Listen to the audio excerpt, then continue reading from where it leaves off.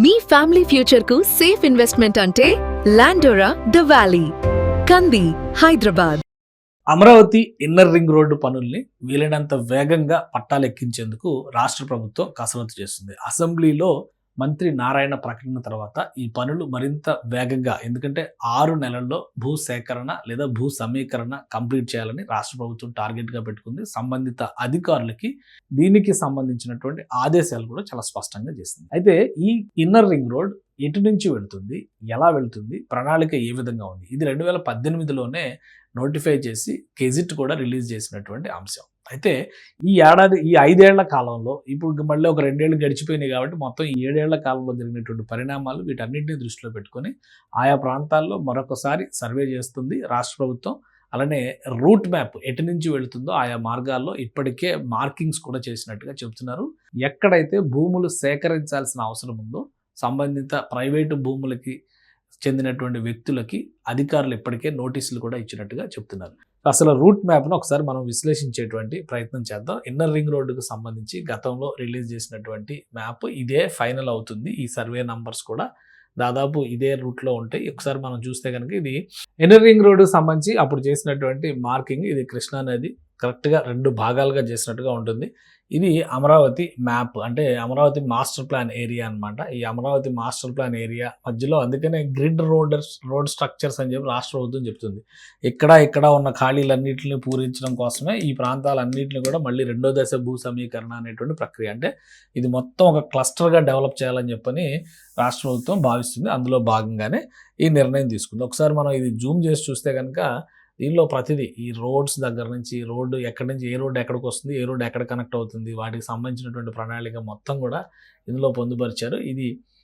ఇది అమరావతి మాస్టర్ ప్లాన్లో ఉన్నటువంటి ఏరియాకి సంబంధించింది. ఇది మాస్టర్ ప్లాన్లో లేనిది. ఒకవేళ మాస్టర్ ప్లాన్లో లేదు కాబట్టి ఇక్కడ కూడా రోడ్ స్ట్రక్చర్స్ చేయాలంటే ఇక్కడ ఆల్రెడీ ఒక రోడ్డు ఉంటుంది, దాని ఎక్స్టెన్షన్ ప్లాన్ ఇందులో భాగంగా చేసుకోవాలి. అంటే ఇన్నర్ రింగ్ రోడ్డుతో పాటు గ్రిడ్ రోడ్ స్ట్రక్చర్ని కూడా ప్లాన్ చేశారు అప్పుడే.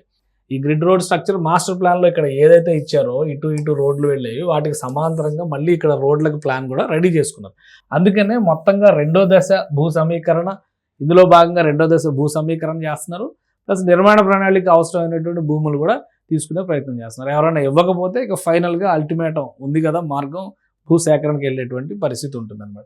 సో ఇప్పుడు ఈ ప్రాంతంలో కనుక భూ సేకరణ కంప్లీట్ అయితే, ఈ అనంతవరంకి ఇటుపక్కన ఉన్నటువంటి ప్రాంతంలో ఇక్కడ రైల్వే లైన్, వడ్డమాను, ఇప్పుడు జరుగుతున్నటువంటి భూసేకరణ జరుగుతున్నటువంటి ఎండ్రాయి, పెదమద్దూరు, ఇవన్నీ కూడా ఇప్పుడు భూసేకరణ జరుగుతున్నటువంటి ప్లేసెస్ అన్నమాట.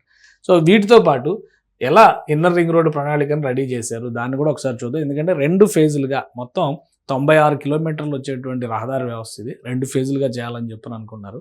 కేతనకొండ నుంచి నున్న వరకు, మళ్ళీ నున్న నుంచి కేతనకొండ వరకు 2వ ఫేజ్ అవుతుంది.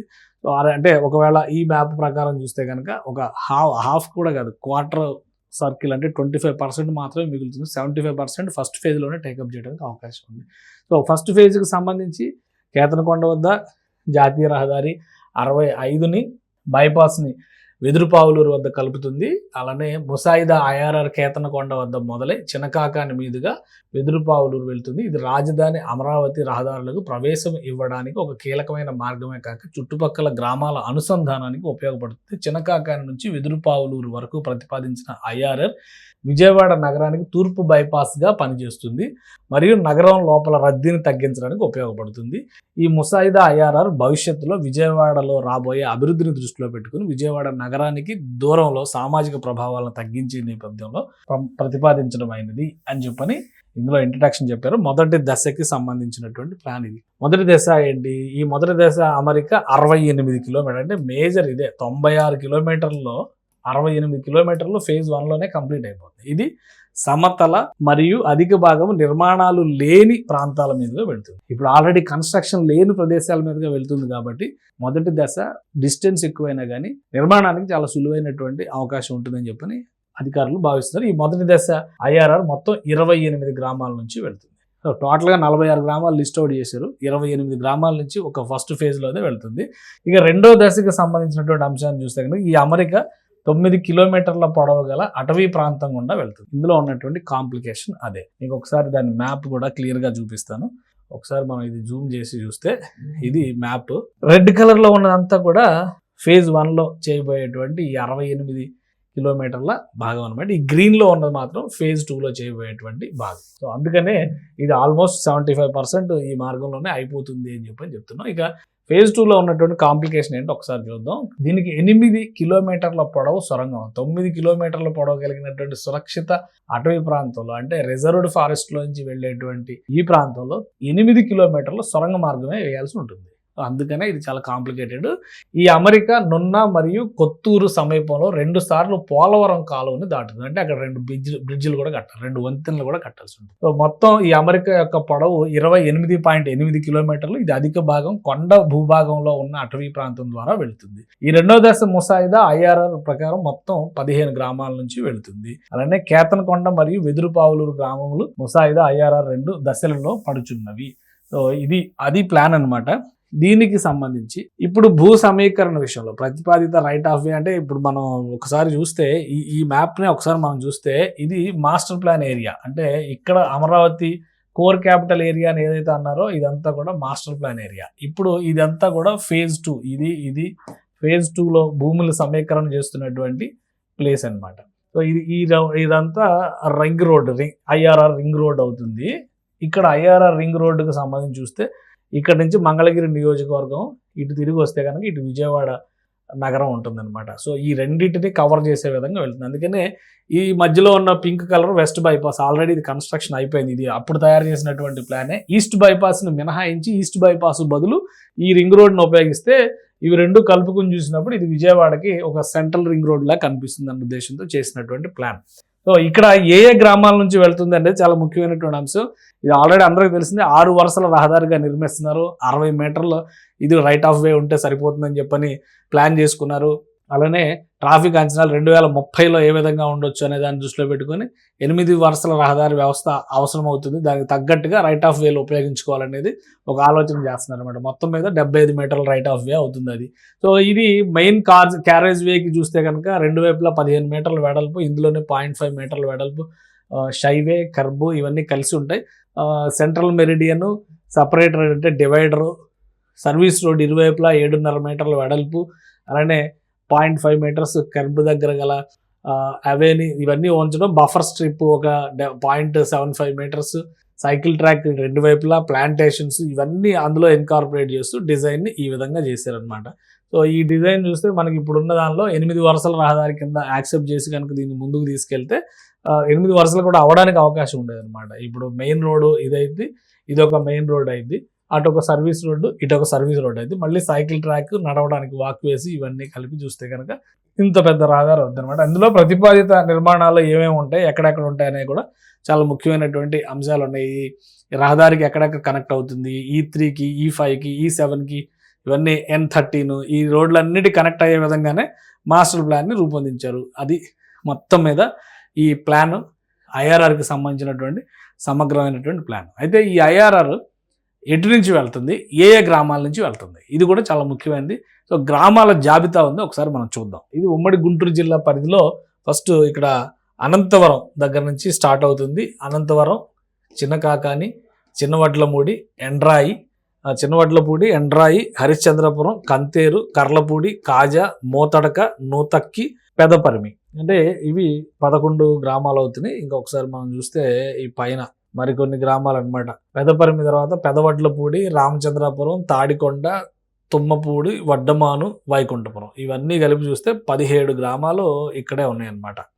ఒక గుంటూరు జిల్లాలోనే 17 గ్రామాలు అవుతున్నాయి. ఇక ఈ ఇటుపక్కన ఉన్నటువంటి కృష్ణా జిల్లాకి, నదికి అటుపక్కన ఉన్నటువంటి ప్లేస్ని ఒకసారి మనం పరిశీలించి చూస్తే ఇందులో కూడా దాదాపుగా 24 గ్రామాలు ఉన్నాయి. తర్వాత కొండపల్లి రిజర్వ్ ఫారెస్ట్ ఏరియాలో నుంచి వెళ్ళేటువంటి ఇది ఉంది. చోడవరం, దాములూరు, దోనే ఆత్కూరు, గంగూరు, ఇబ్రహీంపట్నం, జూపూడి, కవులూరు, కేతనకొండ, కొండపల్లి, కొత్తూరు, కొటికలపూడి, నవిపోతవరం, నిడమానూరు, నున్న.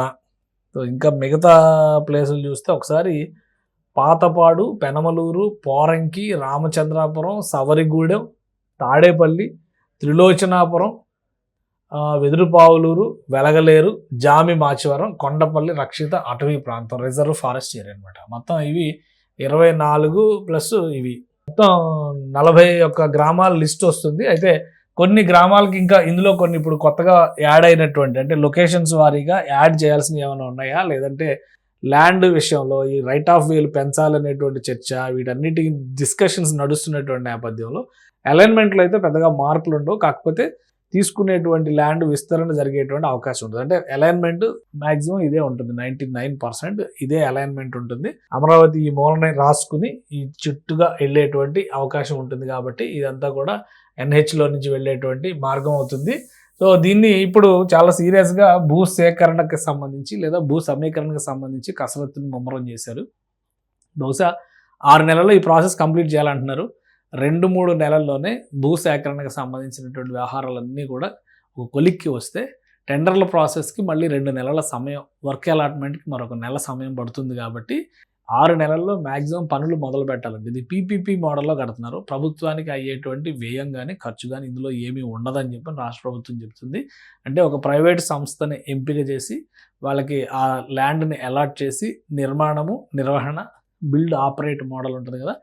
ఆ తర్వాత దానికి సంబంధించి టోల్ గేట్స్ వసూలు చేసేటువంటి అవకాశం కూడా ఉంటుంది. ఇది కంప్లీట్గా స్టేట్ గవర్నమెంట్ తీసుకున్నటువంటి ఇనిషియేషన్. ఔటర్ రింగ్ రోడ్ అయితే అది national highway authority of India ఆధ్వర్యంలో, అంటే కేంద్ర ప్రభుత్వం మోర్త్ ఆధ్వర్యంలో చేస్తున్నటువంటి నిర్మాణం. కాబట్టి అది పూర్తిగా కేంద్ర ప్రభుత్వం కేటాయించేటువంటి నిధులు వాటిపైన ఆధారపడి ఉంటుంది. కానీ ఇది ప్రైవేటు భాగస్వామ్యంతో ప్రైవేటు సంస్థల ద్వారా చేయించాలని రాష్ట్ర ప్రభుత్వం ఉంటుంది. కాబట్టి నిధుల కొరత ఎట్టి పరిస్థితుల్లోనూ ఉండదు. కానీ సరైనటువంటి భాగస్వామిని ఎంపిక చేయడం, వాళ్ళకి ఇవ్వబోయేటువంటి ఫెసిలిటీస్, వీటిపైనే మొత్తం టర్మ్స్ అండ్ కండిషన్స్ అన్ని కూడా ఆధారపడి ఉంటాయి. ముందుగా భూ సమీకరణ జరిగిన తర్వాత పరిహారాల చెల్లింపు, భూమిని హ్యాండ్ ఓవర్ చేసుకోవడం, తర్వాత అక్కడ ఉన్నటువంటి పరిస్థితులు మార్కింగ్ చేసుకుంటూ ఏ ప్యాకేజ్, ఎందుకంటే మొత్తం ఒకటే సంస్థకి ఇస్తారా లేదా 3-4 సంస్థలని ఒక కన్సార్షియమ్స్ కింద చేసి 3-4 ప్యాకేజీలు ఇస్తారా లేదా ఇంకొక 10 ప్యాకేజీలు, ఎందుకంటే ఔటర్ రింగ్ రోడ్ని దాదాపు 11-12 ప్యాకేజీలుగా ఇవ్వడానికి రెడీ అవుతున్నారు. సో ఆ తరహాలో వివిధ ప్రైవేట్ సంస్థలు ఇందులో భాగస్వాములు చేస్తారా లేదా ఒకే సంస్థకి కేటాయిస్తారా అనేది ప్రస్తుతానికి సస్పెన్స్. ఇవన్నీ క్లారిటీ రావాలంటే మరి కొంతకాలం పట్టేటువంటి అవకాశం ఉంది. కానీ రూట్ మ్యాప్ విషయంలో మాత్రం ఒక స్పష్టత ఉంది.